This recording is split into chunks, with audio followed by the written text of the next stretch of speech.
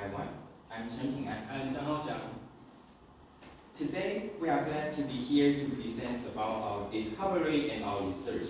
Our topic is Revitalizing Fishing Village, Returning Youth Mission in Engaging Sustainable Development. First, let's talk about our research framework. First, we interviewed 3 returning youths who have been contributing to Fangdao for years. Then, we surveyed on local high school students for their willingness to return. Next, we conduct and assist local returning youths to generate the publicity and improve the tourism as local high school students. Now, let's have some initial understanding about our hometown, Fangdao. Fangdao is located in southern part of Taiwan, and it is always known as fishing farming town. But due to the population outflow, the prosperity has greatly declined this year. However, we can still notice a profound transformation of our hometown. Take Fangdao train station as an example. Take back to 1953. Fangdao train station was just built, but years later, nowadays, Fangdao train station not only have a profound transformation, but also integrates more and more local features into this, such as local sculpture and backsaddle chair in the station. What's more and more tourists come to every corner in Fangdao to experience diverse local traditional customs, such as fish feeding, bamboo rafting, and making dried fish. So, who conducted this activity and drive Fangdao's successful transformation?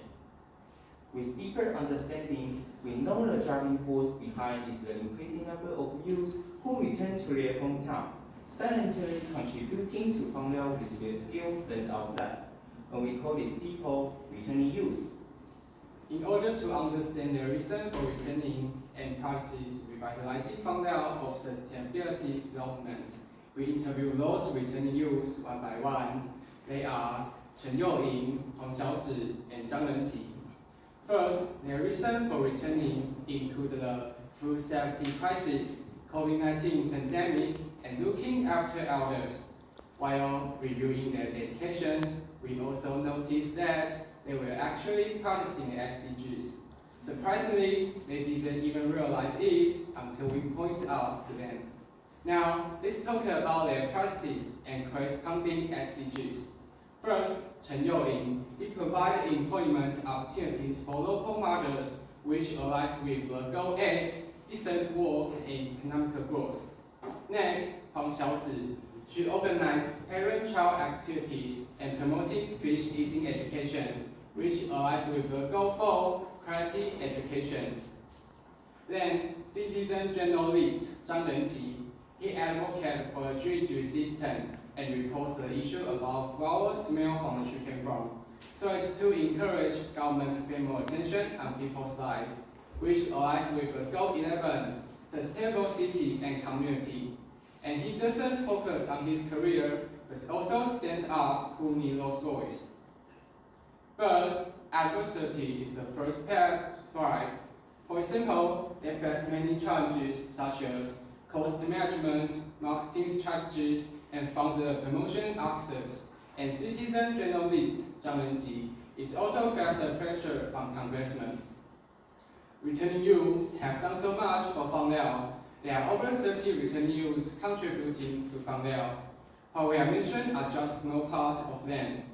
Do local high school students also aspire to become returning youths? We want to know that. So, we conducted a survey with series questions. Now, it's my part to talk about our survey results and analysis. This is our survey framework. First, we asked participants about their willingness to return. From the chart, we can know that most of them are uncertain about whether they will return, and there is a prominent reluctance in returning, which indicates students are not sure about their future. And it is also aligned with returning youth suggestion. It's nice to explore the world first, and then return to your hometown with your skill learned outside. Then, employment orientations. According to the results, we can know the significant proportion in catering and tourism which indicates students might have confidence in future tourism prospects and potential of Fangliao. And the high rates of aquaculture and agriculture, which indicate Fangliao's industrial future and as known as fishing farming in town. Last, employment tendencies. By organizing, we conclude 6 main themes that are catering, tourism, cultural industry, aquaculture and agriculture, and the 4th theme, sustainability. For example, they are dedicated to making food and beverage with local specialty and ingredient, and implementing solar panel for building demand, in integrating local culture into cuisine. And these are all aligned with SDGs. As local high school students living in Fangliao, what can we do now to help those returning youths improve Fangliao's tourism and generate publicity? Now, let's talk about what we have conducted to generate Fangliao's tourism. For example, we set up a multilingual website, created creative cultural trickings, and designed a bilingual guide map, conducted a bilingual tour guide. First, multilingual website.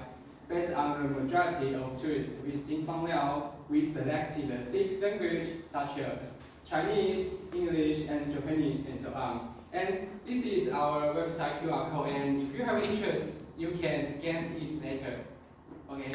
And next, we designed easy-made cultural DIY items such as fish-scale handshake postcard and fish-scale bookmark for tourists to experience the local traditional and make unique souvenirs. Fish-scale waste is recycled, which aligns with the SDG 12, responsible consumption and production. Then, our bilingual tour guide, we try to explain and introduce the local feature and traditional custom bamboo rafting to the foreign visitors. Last, bilingual guide map of Xinglong community. We selected the main attraction of Fangliao's Xinglong community to highlight, helping tourists gain a better understanding these points of interest.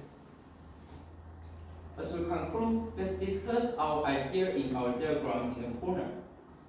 We are dedicated to making food, we are dedicated to integrating Fangliao's unique feature into local industry and tourism to achieve localization. By leveraging our knowledge and expertise, we aim to bring Fangliao to the international stage so as to reach globalization and sustainability. And our idea, sustainability, global and local, it can be abbreviated as GLS also. And now I want to say something that is touching to me.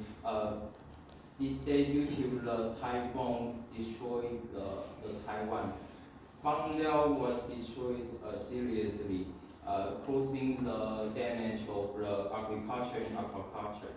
And there's many people lose their source of income. I hope that our hometown can have the resilience to recover and to overcome these obstacles soon, and welcoming everyone to visit this wonderful fishing village. And this is our presentation. Thank you.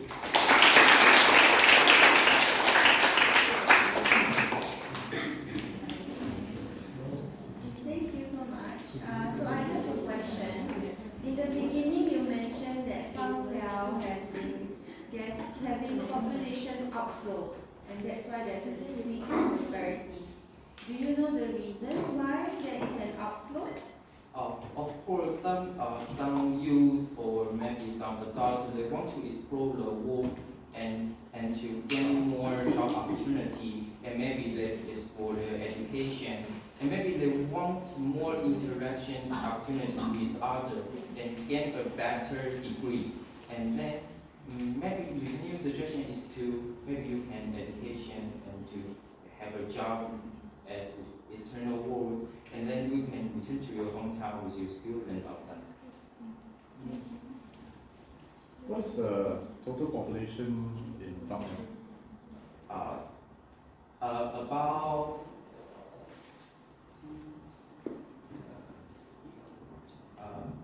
About 10,000. 10,000. 9,000, what is the demographics like? How many people are in the working economical life of say 20 to 55? Sorry, can you rephrase your question? What's the proportion of the population that is of the working population? So it means the working population in Fangdao. Yes. We Rough percentage? don't have a specific data for this, and maybe later this our future perspective deal with this topic. Yeah. I think it's good to find out some statistics about this population that concerns you, because you're really concerned about the young. When they grow up, are they going to come back, right? So, among all the working population, is decreasing, but by how much? If you have statistics to back it up, that'd be good. Yeah. It means how the population decreased in Fangdao. Yes. Actually, It's not a question. It's for something that you want to bring forward to find out about this information. So how many people are working age, and over the years, is that number dropping? How fast is it dropping? Because when you implement your solution, you want to see an increase in people returning. I think this is our future plan. Okay. Yeah.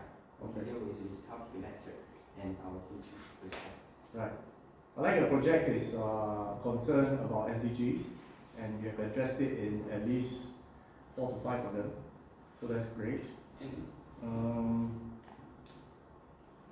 What is your future hope for Fangdao?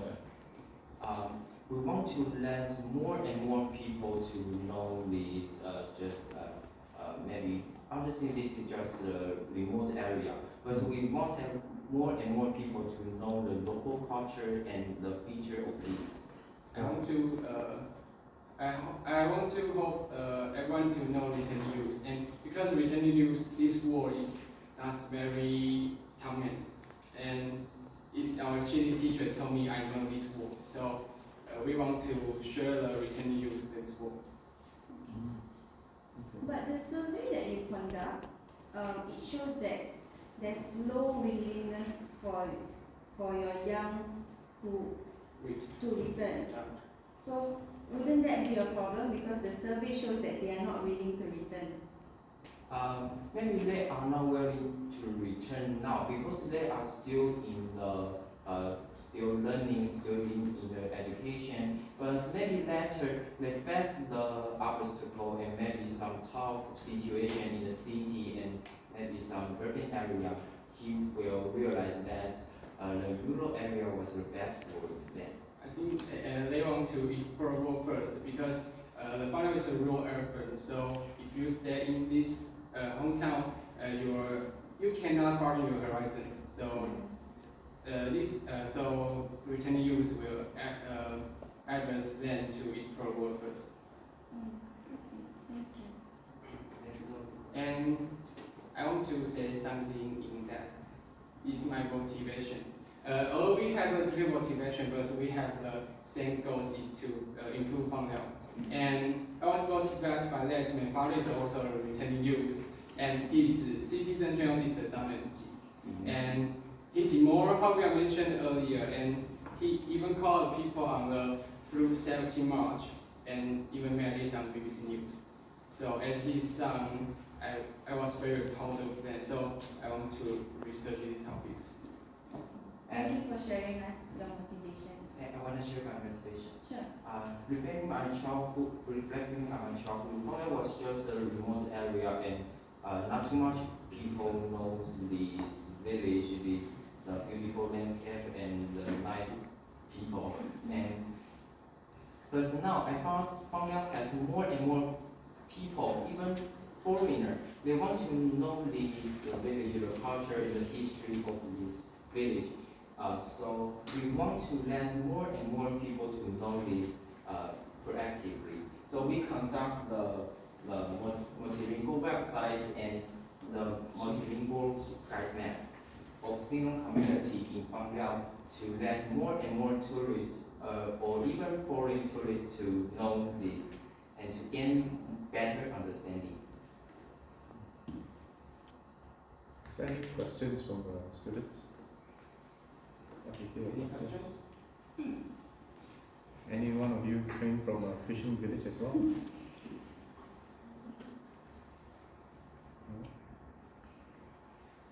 What are your future steps going from here?